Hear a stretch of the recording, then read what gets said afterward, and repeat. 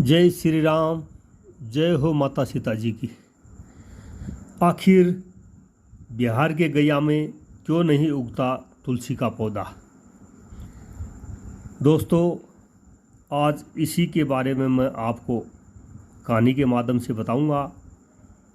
कौआ, तुलसी, ब्राह्मण, गाय और फल्गु नदी, इन पांचों को सीता माता जी ने श्राप दिया था। और ये श्राप क्यों दिया, इसी के बारे में कहानी के माध्यम से सुनिए। वाल्मीकि रामायण के अनुसार वनवास के दौरान भगवान श्री राम, लक्ष्मण और माता सीता जी पितृपक्ष में श्राद्ध करने के लिए बिहार के गया धाम में पहुँचे। वहाँ ब्राह्मण ने भगवान श्री राम और लक्ष्मण को श्राद्ध कर्म के लिए आवश्यक सामग्री जुटाने के लिए कहा। इस पर भगवान श्री राम व लक्ष्मण नगर की ओर सामान लाने के लिए निकल गए। ब्राह्मण देव ने माता सीता से आग्रह किया कि पिंडदान का समय निकलता जा रहा है। यह सुनकर माता सीता ने की व्यग्रता बढ़ती जा रही थी, क्योंकि श्री राम और लक्ष्मण जी अभी नहीं लौटे थे। इसी दौरान दशरथ जी की आत्मा ने उन्हें आभास कराया कि पिंडदान का वक्त बीता जा रहा है।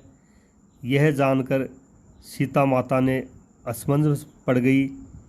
तब माता ने समय के महत्व को समझते हुए सीता माता ने यह निर्णय लिया कि वह स्वयं अपने ससुर जी को, राजा दशरथ जी को पिंडदान करेगी। उन्होंने फल्गु नदी के साथ साथ वट वृक्ष, पीपल का वृक्ष, कौआ, तुलसी, ब्राह्मण व गाय को साक्षी मानकर स्वर्गीय राजा दशरथ जी का पिंडदान विधि विधान के साथ किया। इस क्रिया के उपरांत जैसे ही उन्होंने हाथ जोड़कर प्रार्थना की तो राजा दशरथ ने माता सीता का पिंडदान स्वीकार कर लिया। माता सीता इस बात से प्रफुल्लित हुई कि उनकी पूजा दशरथ जी ने स्वीकार कर ली है। इसके बाद उनके मन में संशय भी हुआ कि प्रभु राम इस बात को मानेंगे या नहीं मानेंगे, क्योंकि पिंडदान पुत्र के बिना नहीं हो सकता है। थोड़ी देर बाद श्री भगवान राम और लक्ष्मण जी सामग्री लेकर के आ गए और पिंडदान के विषय में पूछा। तब माता सीता ने कहा कि समय निकल जाने के कारण उन्होंने स्वयं पिंडदान कर दिया। प्रभु श्री राम को इस बात पर विश्वास नहीं हो रहा था कि बिना पुत्र और बिना सामग्री के पिंडदान कैसे संपन्न और स्वीकार हो सकता है। इसके बाद माता सीता ने कहा कि वहाँ उपस्थित फल्गु नदी, तुलसी, कौआ, गाय, पीपल वृक्ष, वट वृक्ष और ब्राह्मण श्राद्ध कर्म की गवाही दे सकते हैं। भगवान राम ने जब इन सब से पिंडदान किए जाने की बात सच है या नहीं पूछा, तब फल्गु नदी, गाय, कौआ, तुलसी और ब्राह्मण पांचों ने प्रभु राम का क्रोध देखकर झूठ बोल दिया कि माता सीता ने कोई पिंडदान नहीं किया है। वट वृक्ष और पीपल के वृक्ष ने सत्य कहा कि माता सीता ने सबको साक्षी मानकर विधिपूर्वक राजा दशरथ जी का पिंडदान किया है। पांचों साक्षी के झूठ बोलने पर माता सीता ने क्रोधित होकर उन्हें आजीवन श्राप दे दिया और उनको श्राप दिया कि फल्गु नदी को श्राप दिया कि वह सिर्फ नाम की नदी रहेगी, उसमें पानी नहीं रहेगा। इसी कारण फल्गु नदी आज भी बिहार के गया में सूखी रहती है।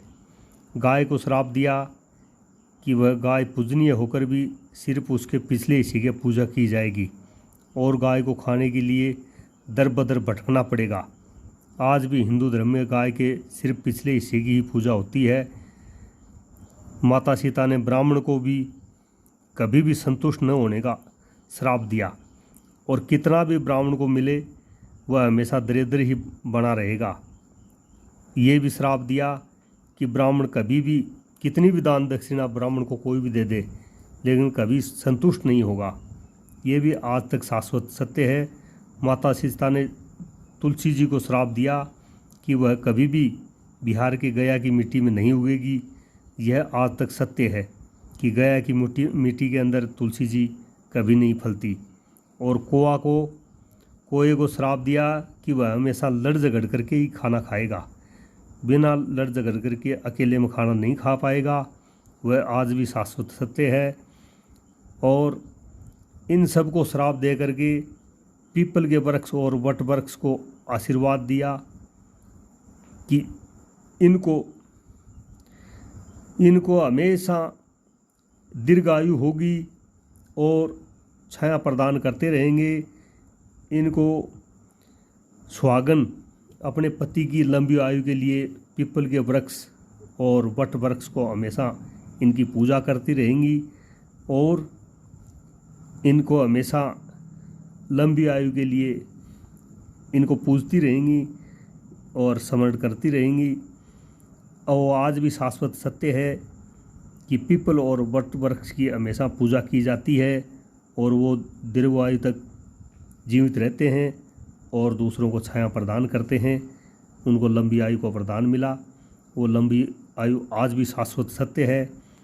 दोस्तों, ये है सीता जी का श्राप।